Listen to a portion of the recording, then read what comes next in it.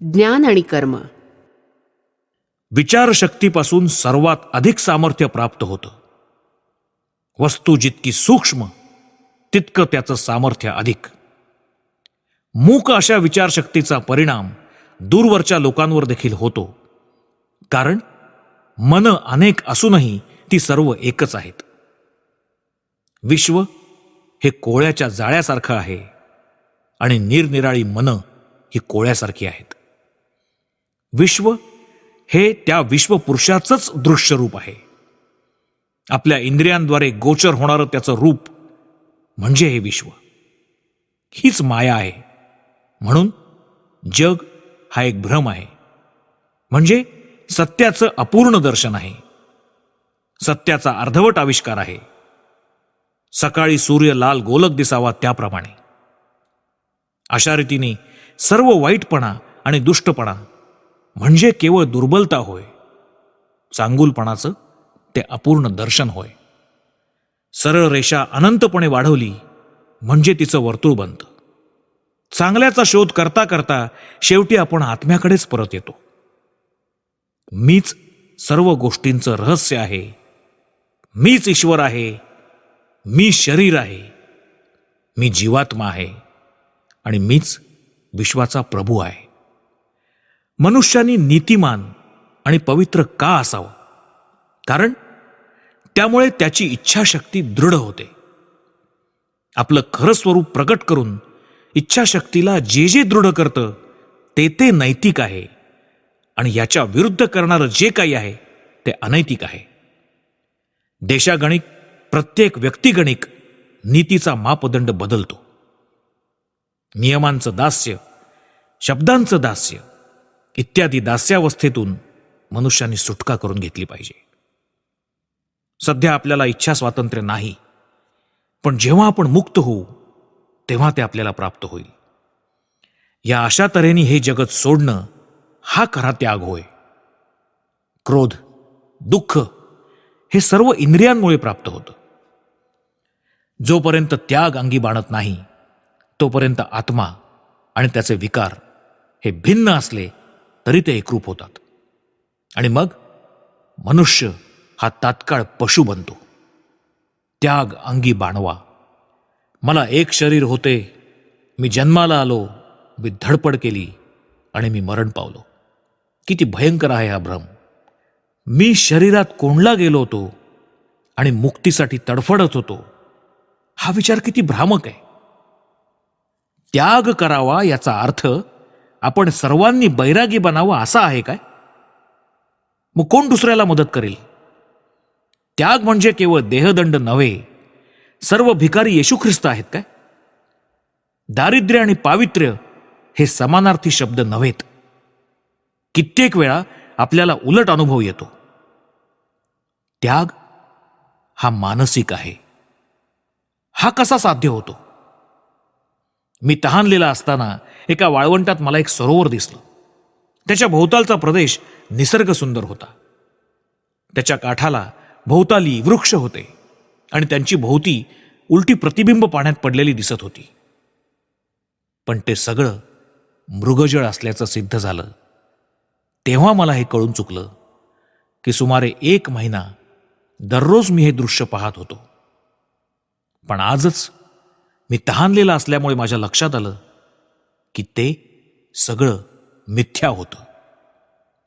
पुढे महिनाभर मला ते दृश्य दिसलं, पण ते सत्य आहे असं मी मानलं नाही. ह्याचप्रमाणे जेव्हा आपण ईश्वराप्रत पोचू तेव्हा विश्व, शरीर या सगळ्या कल्पना नाहीशा होतील. पुन्हा जरी त्या कल्पना परत आल्या तरी त्या सत्य नाहीत हे आपल्याला कळेल. जगाचा इतिहास हा बुद्ध, येशू ख्रिस्त यांच्यासारख्या व्यक्तींचा इतिहास आहे. विकाररहित आणि आसक्तीरहित लोकच जगाचं पुष्कळ भलं करतात. येशू ख्रिस्त एखाद्या घाणेरड्या वस्तीत उभे आहेत अशी कल्पना करा. ते त्या दुःखाच्या पलीकडे पाहू शकतात आणि म्हणतात, बांधव हो, तुम्ही सर्व दैवी स्वरूपाचे आहात. त्यांचं कार्य शांतपणाने चाललेलं असतं. ते दुःखाची कारणच दूर करतात. आपण करीत आहोत ते कार्य म्हणजे एक आभास आहे याचा जेव्हा तुम्हाला प्रत्यक्ष साक्षात्कार होईल तेव्हाच तुम्ही जगाच्या कल्याणासाठी काही करू शकाल. तुमच्या कार्यात कर्तेपणाची जाणीव जितकी कमी असेल तितके तुम्ही कार्य अधिक चांगलं करू शकाल. कारण तितकंच ते जाणीवे पलीकडच्या भूमिकेवरून केलं जाईल. आपला शोध हा चांगलं किंवा वाईट याचा शोध नाही, पण सुख किंवा चांगलं हे दुःख किंवा वाईट यांच्यापेक्षा सत्याच्या अधिक जवळचं आहे. एका माणसाच्या बोटात एक काटा शिरला, त्यांनी दुसऱ्या काट्याने तो काढला. पहिला काटा हा वाईटाचा काटा होता, दुसरा काटा हा चांगल्याचा काटा आहे. चांगल्या वाईटाच्या पलीकडे असणारी शांती हे आत्म्याचं स्वरूप आहे. विश्वाभास नाहीसा होत चालला की मनुष्य ईश्वराच्या जवळ जायला लागतो. एका क्षणी तो परमात्माच होतो. पुन्हा त्याच्याहून तो जेव्हा भिन्न होतो तेव्हा तो प्रेषित होतो. आता तो जगाला हलवणारा होतो. मूर्ख मनुष्य झोपी जातो, उठल्यावरही तो मूर्खच राहतो. पण जेव्हा माणसाची जाणीव लोपून तो जाणीवे पलीकडील अवस्थेत समाधीत जातो, तेव्हा तो अनंत शक्ती, पावित्र्य आणि प्रेम बरोबर घेऊन परत येतो. तेव्हा तो देव मानव बनतो. समाधी अवस्थेचा हा लाभ आहे. ज्ञानाची साधना युद्धभूमीवरही होऊ शकते. अशाच परिस्थितीमध्ये गीता उपदेशण्यात आली. मनाच्या 3 अवस्था आहेत: क्रियाशील, क्रियारहित आणि शांत. क्रियारहित अवस्थेत मंद स्पंदन, क्रियाशील अवस्थेत द्रुत स्पंदन आणि शांत अवस्थेत अत्यंत तीव्र स्पंदन होत असतं. आत्मा हा रथात बसलेला रथी आहे हे जाणा. शरीर हा रथ आहे आणि बाह्य इंद्रिय ही घोडे, मन हे लगाम आणि बुद्धी ही सारथी आहे. अशा रीतीने मनुष्य मायेचा समुद्र ओलांडतो, पलीकडे जातो, तो ईश्वरप्रत पोचतो. मनुष्य जेव्हा इंद्रियाच्या अधीन असतो तेव्हा तो या जगाचा असतो. जेव्हा तो इंद्रियांवर ताबा मिळवतो तेव्हा तो त्यागी झाला असं म्हणावं. दुर्बलांची आणि निष्क्रियांची क्षमा ही खरी क्षमा नव्हे, तिच्यापेक्षा युद्ध चांगलं. देवांच्या सेनेवरही विजय मिळवण्याचं सामर्थ्य असेल तर क्षमा करा. शत्रूंना आपण क्षमा करू असं अर्जुनाने म्हटलेलं ऐकलं तेव्हा त्याचा सारथी श्रीकृष्ण त्याला म्हणाला, तू ज्ञानी माणसाची भाषा बोलतोस, पण तू स्वतः ज्ञानी नाहीस, तू भ्याड आहेस. कमलपत्र पाण्यात राहून त्यापासून अलिप्त राहतं, त्याप्रमाणे माणसानं या जगात राहिलं पाहिजे. ही रणभूमी आहे. युद्धानंच आपला मार्ग मोकळा करून घ्या. या जगातलं जीवन म्हणजे ईश्वर दर्शन करून घेण्याचा एक प्रयत्न आहे. तुमच्या जीवनात त्यागानं दृढ असलेली इच्छाशक्ती प्रगट होऊ द्या. मेंदूतील सर्व केंद्रांवर नियंत्रण ठेवण्यास आपण शिकलं पाहिजे. जीवनातील आनंद ही पहिली पायरी आहे. देहदंडात्मक तप हे अत्यंत वाईट आहे. प्रार्थनेपेक्षा हास्य हे अधिक चांगलं आहे. गाणी गा, दुःखातून बाहेर पडा. कृपा करून आपल्या दुःखानं इतरांना दुःखी करू नका. ईश्वर सुखदुःख विकतो असं समजू नका. आपल्या भोवती फुलं, सुगंधी द्रव्य, सुंदर चित्र असू द्या. साधू संत निसर्गातील आनंद लुटण्यासाठी पर्वत शिखरावर जात असत. दुसरी पायरी पावित्र्य ही आहे. मनाचं संपूर्ण नियमन करणं आणि त्याला वळण लावणं ही तिसरी पायरी आहे. सत्य आणि असत्य यांचा विवेक करा. ईश्वरच केवळ सत्य आहे याचा प्रत्यय घ्या. मी ईश्वर नाही असा क्षणभर जरी विचार मनात आणलात तरी मोठं भय उत्पन्न होईल. मी ईश्वर आहे असा विचार करता क्षणीच महान शांती, महान आनंद तुम्हाला प्राप्त होईल. इंद्रियांचं नियमन करा. कोणी मला शाप जरी देईल तरी त्याच्यात मला त्यानंतर ईश्वर पाहता आला पाहिजे. माझ्यातील दुर्बलतेमुळे मी ईश्वरालाच शाप देणारा समजत आहे. गरीब माणसाचं जेव्हा तुम्ही हित करता तेव्हा वस्तुतः तो तुम्हाला विशेष संधी देत असतो.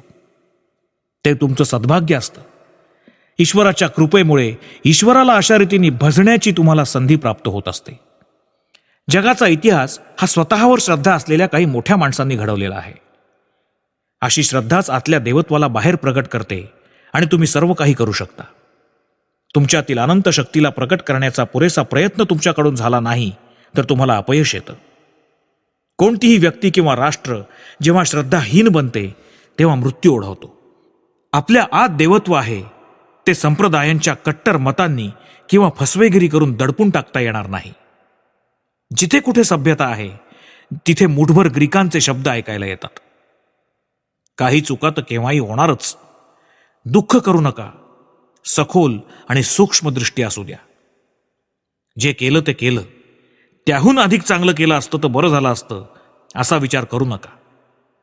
मनुष्य हा जर देव नसता तर आत्तापर्यंत मानवजात आपल्या प्रार्थना आणि पश्चात्ताप यामुळे वेडी बनली असती.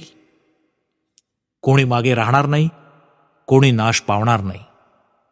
अंती सर्वच पूर्ण होतील. रात्रंदिवस म्हणत राहा, बंधूंनो वर या. तुम्ही सामर्थ्याचे अनंत सागर आहात. ईश्वर बना.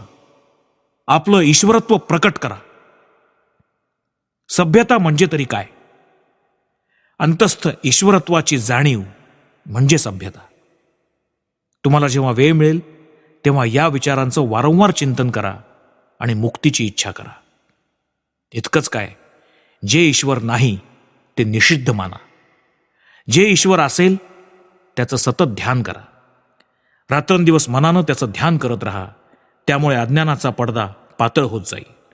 मी मनुष्य नाही, देवदेवता नाही, स्त्री पुरुष हा भेद मला लागू नाही. मला मर्यादा नाही. मी ज्ञानस्वरूप आहे. मी ब्रह्म आहे. मला ना द्वेष ना क्रोध, मला ना सुख ना दुःख. माझा कधी जन्म झाला नाही आणि माझा कधी मृत्यू होणार नाही. कारण मी ज्ञानस्वरूप आहे. मी आनंद स्वरूप आहे. सोहम. मी आत्मा आहे. देहबुद्धी सोडा. तुम्हाला शरीरोपाधी कधी नव्हतीच. तो केवळ भ्रम होता. सर्व रंजलेल्या गांजलेल्यांना, सर्व गरिबांना, सर्व दलितांना त्यांच्या दिव्यत्वाची जाणीव करून द्या. दर 500 वर्षांनी अशा विचारांची एक लाट जगावर येते असं दिसतं. निरनिराळ्या दिशांनी लहान लहान पुष्कळ लाटा निर्माण होतात. पण त्यापैकी एक लाट इतर सर्वांना गिळून सर्व समाजाला व्यापून टाकते. ज्या लाटेच्या पाठीशी महान चारित्र्य असतं ती लाट हे काम करते. कन्फ्युशस, मोझेस, पायथागोरस, बुद्ध, ख्रिस्त, महम्मद, लुथर, कॅल्व्हिन आणि शीख, थिओसॉफी, अध्यात्मवाद या सगळ्यांचा अर्थ एकच, मानवातील देवत्वाची शिकवण. मनुष्य दुबळा आहे असं कधी म्हणू नका. ज्ञानयोग इतरांहून विशेष चांगला आहे असं नाही. प्रेम हेच साध्य आहे. त्याला वेगळ्या विषयाची अपेक्षा नाही. प्रेम हे ईश्वर आहे.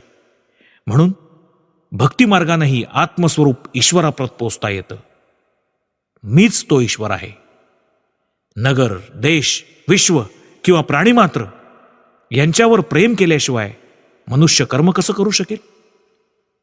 तर्कबुद्धी विविधतेतील एकतेकडे घेऊन जाते. नास्तिक आणि अज्ञेयवादी यांना सामाजिक हितासाठी कर्म करू द्या. अशा रीतीनेच ईश्वरप्राप्ती होईल. पण एका गोष्टीची तुम्ही काळजी घेतली पाहिजे. कोणाच्याही श्रद्धेला धक्का लावू नका. कारण तुम्ही हे जाणलं पाहिजे की धर्म हा केवळ मतात नाही. ब्रह्म होणं, ब्रह्म साक्षात्कार करून घेणं यातच धर्म आहे. सर्वात खालचा माणूस पशुसदृश आहे. सर्वात उच्च माणूस हा पूर्ण स्वरूप आहे. या दोहोंच्या मध्ये असणाऱ्या सर्वांना ध्वनी, वर्ण, मत, विधी, अनुष्ठानं यांच्या सहाय्याने विचार करणं भाग आहे. तुम्ही मूर्तीपूजक नाही असं केव्हा ठरेल? मी असं जेव्हा तुम्ही म्हणता तेव्हा तुमच्या मनासमोर शरीर येतं का नाही? येत असेल तर तुम्ही अद्याप मूर्तीपूजक आहात. धर्म म्हणजे बौद्धिक बडबड नव्हे, तर धर्म म्हणजे आत्मसाक्षात्कार. तुम्ही जर ईश्वराचा केवळ विचारच करत असाल तर तुम्ही मूर्ख आहात. अज्ञ मनुष्य प्रार्थना आणि भक्ती यांच्या साह्याने तत्वज्ञानाच्याही पुढे जाऊ शकतो. ईश्वराला जाणण्यासाठी कोणत्याही तत्वज्ञानाची जरुरी नाही. इतरांची श्रद्धा विचलित करणं हे आपलं कर्तव्य नाही. धर्म म्हणजे प्रत्यक्षानुभूती होय. सर्वात महत्वाची गोष्ट ही की सर्व बाबतीत प्रामाणिक राहा. बाह्य विषयाशी तादात्म्य पावल्यामुळे दुःख उत्पन्न होतं, कारण त्यामुळे वासना निर्माण होते. गरीब मनुष्य सोनं पाहतो आणि सोन्याच्या गरजेशी तादात्म्य पावतो. साक्षी व्हा, प्रतिक्रिया रहित होण्यास शिका.